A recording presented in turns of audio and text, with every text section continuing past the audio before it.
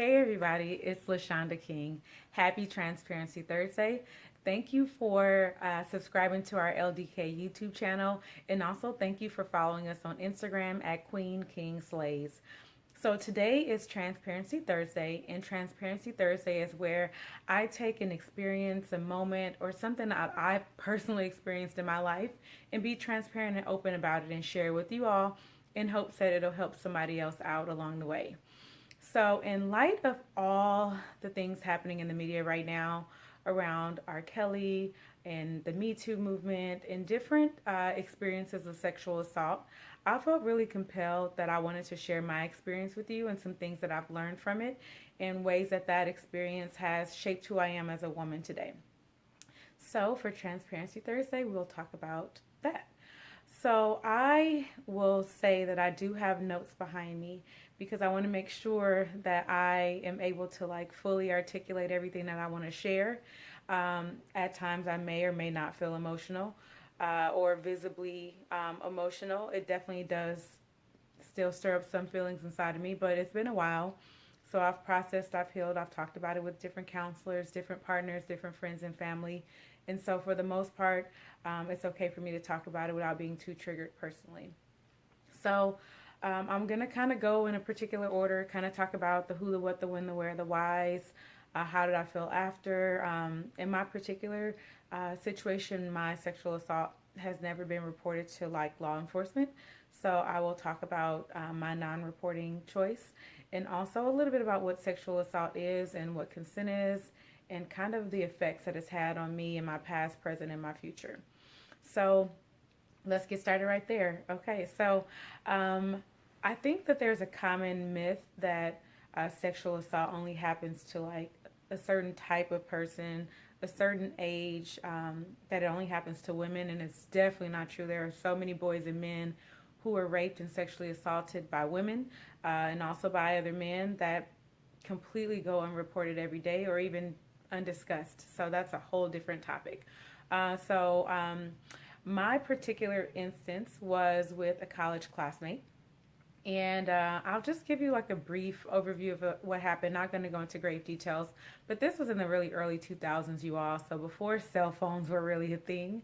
So long story short, I had gone like I would any other night to hang out with one of my friends, and it was past the time where the shuttle stopped running for the really far dorm. But we went to the far dorm together, and we were hanging out with some friends. And she decided that she was going to hang out with her boyfriend, and I couldn't really hang out with them while they were hanging out with each other. So I needed to leave, and it was too late at night for me to go back to my dorm because I felt unsafe walking that distance at night for fear of being sexually assaulted or raped or otherwise in danger.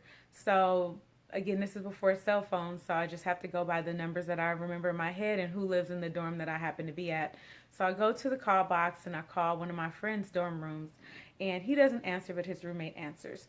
And so basically, I ask if my friend is there. The roommate says no. And he says, why? And I said, well, because I'm out here and I don't have a way to get home. And I just need a place to stay tonight because I want to make sure I'm safe. And he said, yeah, you can stay here. You'll totally be safe. Right? So this happened when I was a sophomore in college. So I believe I was 19 years old. And basically, I stayed in his room. It's just a regular dorm room. So, dorm rooms have small dorm beds. And I made it clear that I had no intentions of anything other than sleeping. And I went to sleep. And I basically was awakened multiple times to him doing things to my body without permission while I was asleep. So after the second time I woke up and it happened, I decided that I needed to leave, and I got myself up and I left and walked that distance that I was not trying to walk the first time alone at about 3 o'clock in the morning. And it was definitely something that I both don't remember but do remember fully at the same time. A lot of times people minimize sexual assault based on like where you were, what you were wearing, what time you were somewhere, and basically suggesting that it's your fault that you've experienced a violation of your body. And that is absolutely bullshit. It's not true. And regardless of where I was, what time I was there, whatever I was doing, the reality of the matter is I am worthy of consent and I am worthy of making a decision of what I want to happen with my body. So, that kind of leads me into the next kind of things of how I felt afterwards. So, immediately after, I felt very bewildered. I was so confused. Like, why would anybody do that? I made it clear why I was there to be safe. You definitely consented to me being safe. And, like, why would you do that? So, during the experience, he kept mentioning how attractive I was and how beautiful I was, as if it was some sort of compliment that he was violating my body without permission, based on the fact that I'm pretty or I'm beautiful or that I had a nice body. Again, bullshit. Not acceptable. Like, regardless of how beautiful a person is, how attracted you are to them, it's never an excuse for you to do whatever you want to them and violate their body. So afterwards, I felt really sad, frustrated, pissed off, upset, like the full range of emotions. I just remember walking back to my dorm at 3 o'clock in the morning, crying and feeling very confused. So at that point, the next day I had a choice. I had a choice to report it or not. And of course, in the time following that, I also had that choice too, but I'm talking about like immediately after. I chose not to report it. So I think that there are several reasons why I chose not to report it, and I'm happy to share those with you. Part of those, I can't say that I would make the same decision now as a more confident, older, more knowledgeable adult, but that's kind of why I'm doing this video, so that people can have a choice in what they want to do or whatever they feel like is best for them. So the top four things that I'll name of why I did not report it, and then I'll kind of give a couple little details after that. So I felt like I would be judged, blamed. I was uncertain of the criminality of what happened to me, and also had a lack of knowledge about what consent was. So the judging part, like, I'm a woman. I was in a male dorm room after midnight. So back in the day, we called that booty call hours. So I was in his dorm room, after this time of the morning. So of course, people are going to have things to say about me and being in the dorm room that late. And what did I expect? What was I asking for? Those are all things that are part of rape culture. And I'm not here for any of that. Like, rape culture, no.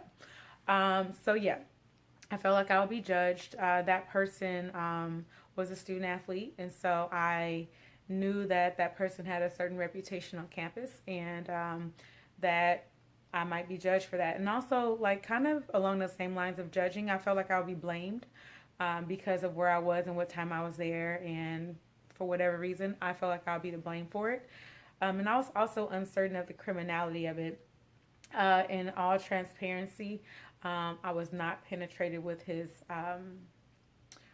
private part. I was penetrated with his hands, and so I wasn't sure like if that was what that was. Like, I knew that wasn't rape, but I didn't know the spectrum, I'll say, that sexual assault exists on. As a more informed and educated adult, I am more aware that sexual assault is a full range of things and that rape is rape. And there's even varying levels of rape as well.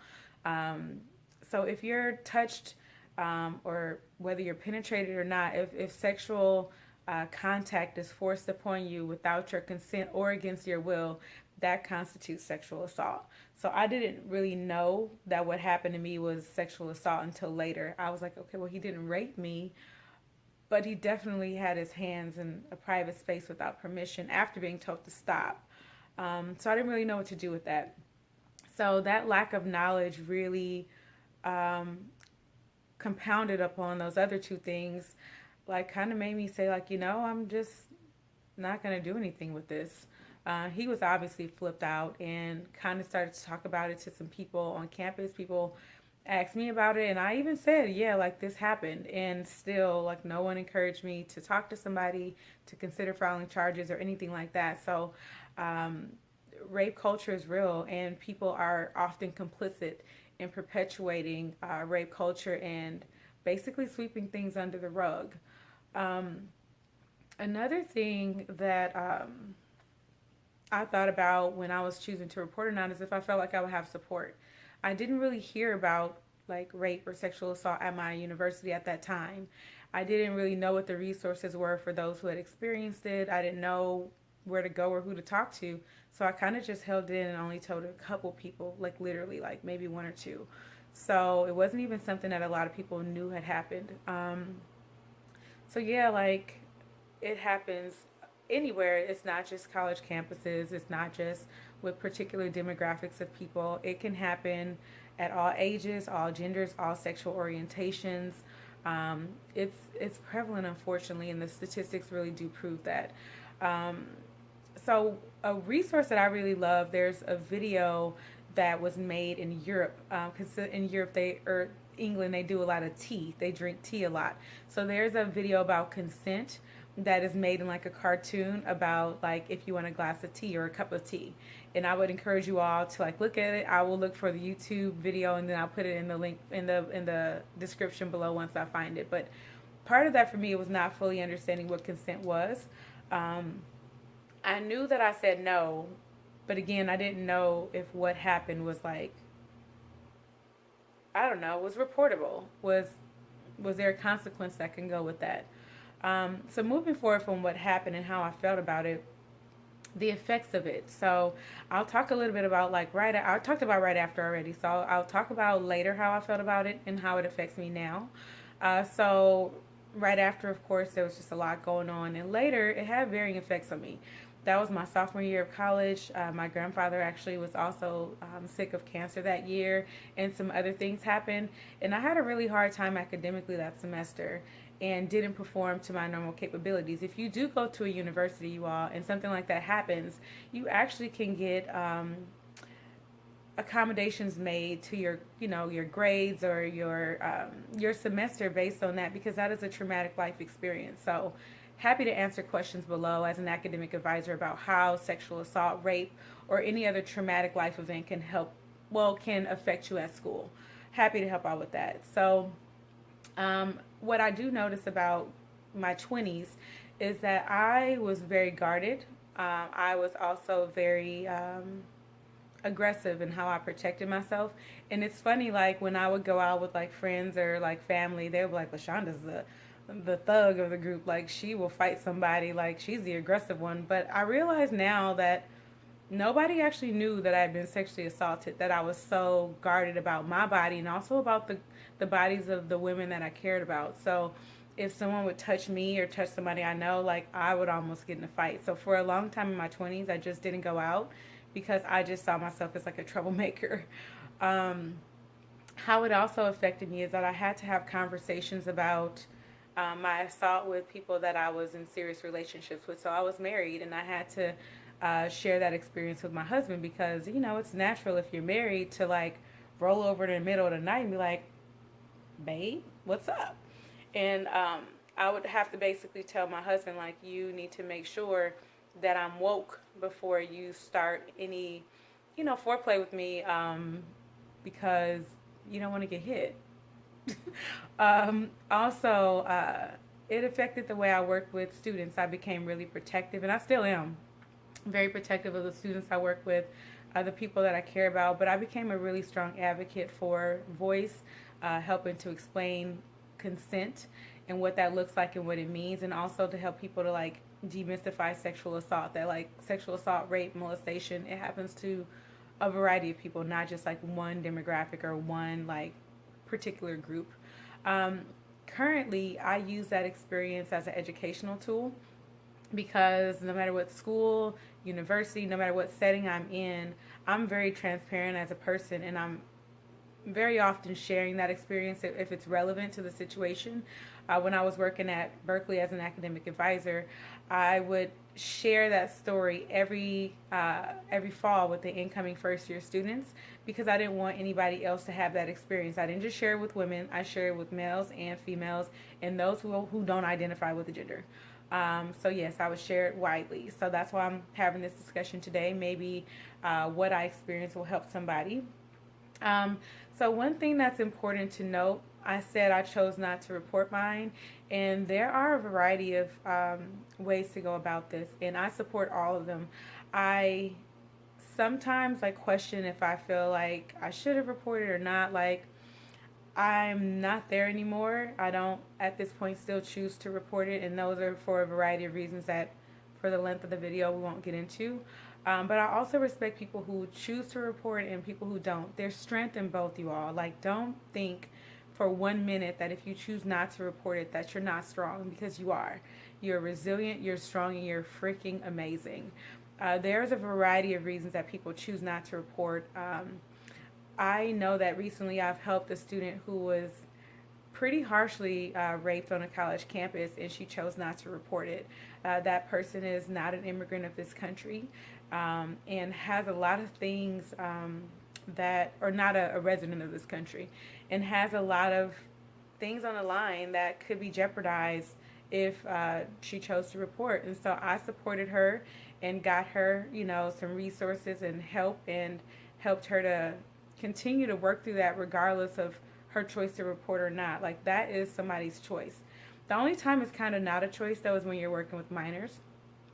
So as a counselor, I work with a lot of young people, and before I share my story of assault with young people, I always have to do my duty to warn and say, hey, if you tell me that somebody has hurt you, then I am a mandated reporter and I have to report that. So then I'll let them know that, and then let them decide if they want me to share their story or not. I have had a couple students to share with me that they have been molested or assaulted. I have had to talk to parents. I have had to call social services and file reports and things like that. And it's, of course, a challenge. But I feel like, in a way, my experience, as bad as it was a blessing, because it allows me to help other people and to use that experience to empower others and to educate others and to make people know that they're not the only one, and that they're still amazing, that they're still normal, even though that happened to them. Um, I think what we can do as a society, as a culture, is to really think about rape culture and how prevalent and deeply ingrained it is in our society. It's kind of, a little bit related to patriarchy, but at the same time, it's not. I mean, it's super systemic, it's super problematic, and it's really deep, you all. Like, I hear so much victim blaming, especially when the victim is a woman. I hear in my community, the black community, people say, oh, she's just a fast little girl, and if she wouldn't have never had that on, and that wouldn't happen, if she wouldn't have been at the little boy's house or the little girl's house. Like, yeah, like, let's stop that. Let's stop saying, oh, well, if this person is a rapist and they're getting more attention about being a rapist because they're black. I mean, yes, I definitely think that race discrimination is real, even in terms of like sentencing and visibility about sexual assault. But like, let's hold the other people accountable too. Let's not minimize people's experiences and situations because we want to make it a race thing or a class thing or celebrity status. Like, call out your uncles, your brothers, your sisters, your aunties, like your play mama, stepmama, daddy, uncle, grandpa, grandma. Like, it happens across genders, y'all. Like, don't be fooled by thinking that it's only a male assaulting a woman. There's female to female assaults. There's female aggressives to, male victims. Like, it goes all around, you all. And also people with different abilities and intellectual levels. Like, it's hard and it's sick. And if you've experienced that, you are strong. You are amazing. I am proud of you, and I affirm your greatness, period. Regardless of whatever you choose to do in terms of handling it. I will look up some resources, you all, and put some of them in the description box below. If you have experienced this, feel free to comment below. If you want me to go into anything deeper in a different video, please specifically say that below as well, like what part of it you want me to go into. I would love to hear your experiences, how you fight against rape culture as an ally of a survivor or a thriver. I would love to know what resources people around you have used to heal, to cope, or what resources you've personally used. Like I said, I use my transparency as a way to support other people. And so that's why I'm happy to share this for Transparency Thursday. I hope that that person learned from their mistake, because they definitely have 2 sons and a daughter.